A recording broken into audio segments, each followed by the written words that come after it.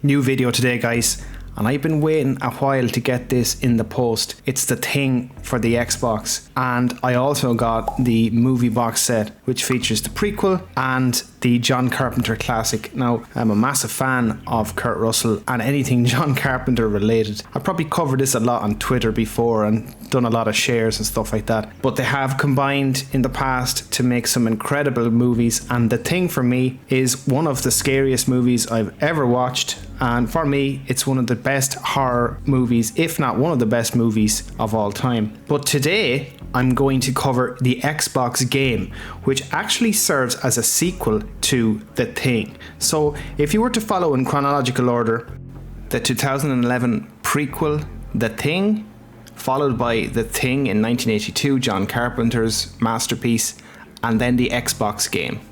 But in essence, that's a trilogy, in fact. And I had to share my thoughts on the game and how I feel it really respects the source material and why that's so important.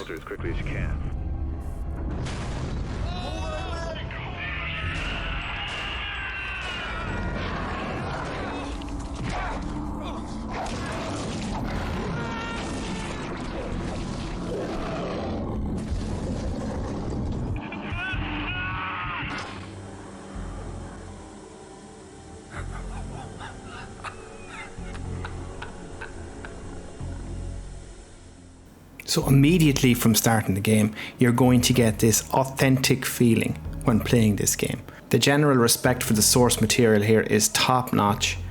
Now, there is some aspects to the story which I don't like. It's more the actual presentation aspect from a voice acting point of view. Some of it is a bit meh, but some of it is quite good. The story, delivery and atmosphere itself, however, is incredibly well done. And as I said, authentic to the feel of the movies. Early on, I love this little throwback to the 1982 movie referencing MacReady. Listen up. The storm's been hitting us pretty hard now for 48 hours. We still have nothing to go on. One other thing. I think it rips through your clothes when it takes you over. Windows found some shredded long johns, but the name tag was missing. They could be anybody's. We're all very tired. There's nothing else I can do. Just wait. R.J. MacReady, helicopter pilot, U.S. Outpost North 31. So the game itself is actually set in the same base as the movies, and they've nailed the feel and design of the base in the movies. And not just from a graphical point of view, from an ambience point of view as well. The music used here is incredibly subtle, and it has a general ambience every time you explore the base or you move from room to room. It's really well done, and I highly recommend that you're using a headset when you're playing. Now, one of the greatest aspects of this game, and I'll get into it in an extended detail within the gameplay itself, it utilizes, I suppose, the most important aspects of the movies and introduces them into the gameplay elements and the story elements. And what I mean is the level of paranoia. So obviously The Thing makes everybody paranoid because nobody knows if you're the Thing or not. And this is integrated into both the story, as I said, and the gameplay.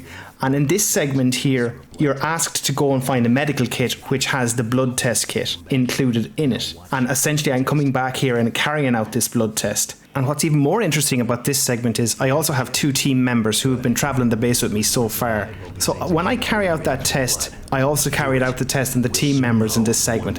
Watch what happens. Now I'm gonna show you what I already know.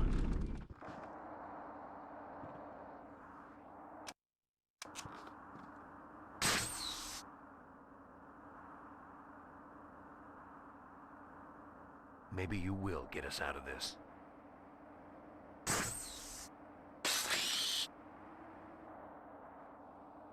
We got company. Kill it.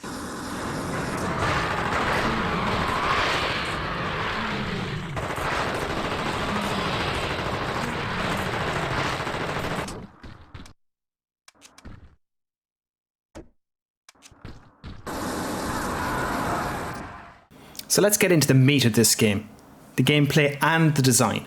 So it's hard to explain this one. It's a bit like let's just call it a man management sim in a way, in combination with a survival horror game.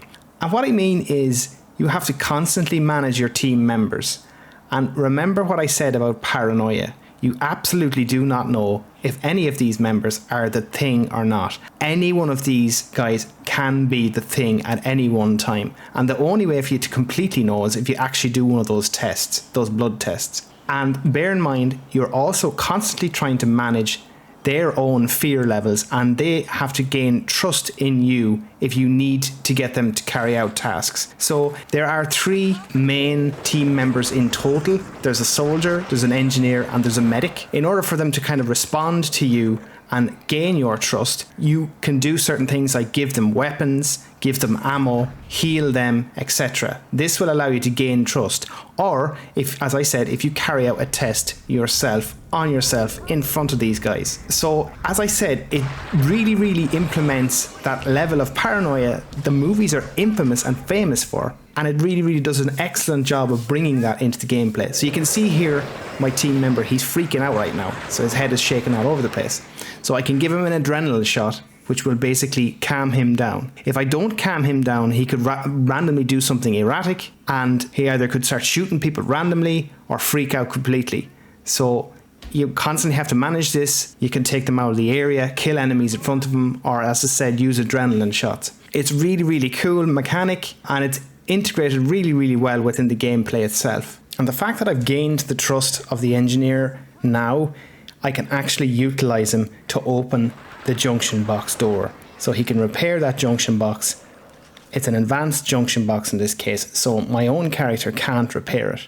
So again, it's interwoven into the gameplay in certain choke points that I had to gain his trust in order for me to progress in the game and open that door. And because it trusts me, it's a simple case of walking up to the character, pressing the X button, and then he commences the job. And in this case, he repaired the junction box, and now I can enter the door. So in this next segment, I'm just going to show you how to navigate the menus, manage your team members, manage your own items, etc. So to access the main menu, it's like a wheel. So you press Y, and then you use your analog to select your weapons. And if you want to view your items, you just center the analog stick and you press A, and that allows you to access your items. Now you can select those, or you can either use the up and down arrows to do a quick swap between your weapons, and left and right on the D-pad to swap your items. To manage your units, so in this case, I only have one guy with me and his name is Collins. You press the B button and it works like a radial wheel again. And you can go into him by pressing A. So you can give him basic commands like stay, go to, or you can get him to follow you. Okay. I'm just after telling him to stay. In this case, I'm going to get him to follow me again. And what I've already done is I've already given him a weapon. So you can give him a weapon. So not all team members have weapons. And remember I said that there's a trust meter. So if you can see the green bar, that's the trust meter. He has full trust in me right now because I gave him a weapon and I filled him full of ammo, and the red bar is his health. Now I'll just show you what happens if I take the weapon away from him. Straight away you can see the green bar has gone down. So I've lost some trust. Now what I'll do is I'll give back the weapon. So it was a pistol, and I'll give him some ammo. So if you give him the pistol, then you center and you press A, you can give him some ammo. And now you can see the trust level has gone back up. And you can see it kind of represents it with an icon on the screen to show that the trust level went up also.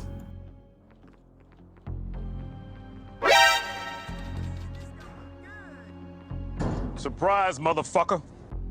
So lastly, I'm going to showcase a combat scenario, and then I'm going to give my final thoughts. Now there's multiple enemies in this game. Some can be killed with conventional weapons, but any of the big ones like these guys, you cannot kill them completely with conventional weapons. You have to burn them as well. So basically when you're shooting them, you get them down to a state of red. Now if you leave them idle long enough, they can actually regen. But in this case, I kind of led him towards kind of flamethrower guy, and he's after burning them. So eventually then the fire will actually kill the thing in this case, or the larger the thing enemies, if that makes sense. Now as I said, it kind of uses an auto lock-on system, so you fire with the right trigger. You can quickly navigate your weapons by using the D-pad up down and your items left right. Bear in mind as well, your actual team members are pretty proficient with weapons, so it's got really, really good AI for its time, and they don't really get annoying or get in the way. They're actually practical, they're useful, and when you give them a weapon, they actually use it and use it quite well. Bear in mind, when you're getting into firefights and combat, you have to be constantly thinking about your team members, because if you hit them with bullets, your trust levels will go down. If you use explosives or fire around them, your trust levels will go down. So it's managing that trust level in between the combat, which makes it really, really different and exciting and unique. So as you can see here in this combat scenario, we're doing a combination of using primary weapons to weaken the Thing enemies, and then, as I said, finish them off with the flamethrower, and job done. The combat is exciting, although a little bit archaic with the aiming system. It works well considering the amount of navigation and item management you have to do. So you can use the radial wheels, obviously, which will stop the game, and or use the D-pad to do some hot swaps. But anyway, final thoughts. Overall, a really, really underrated survival horror game that's incredibly respectful to the source material. And for me, this is the third movie in the Thing trilogy. And you can get this relatively cheap. Definitely worth your time, and I actually plan on streaming this sometime soon. But anyway guys, that's it for today's video. If you've liked what you've seen, please consider subscribing. Appreciate the support as always, and thanks for watching.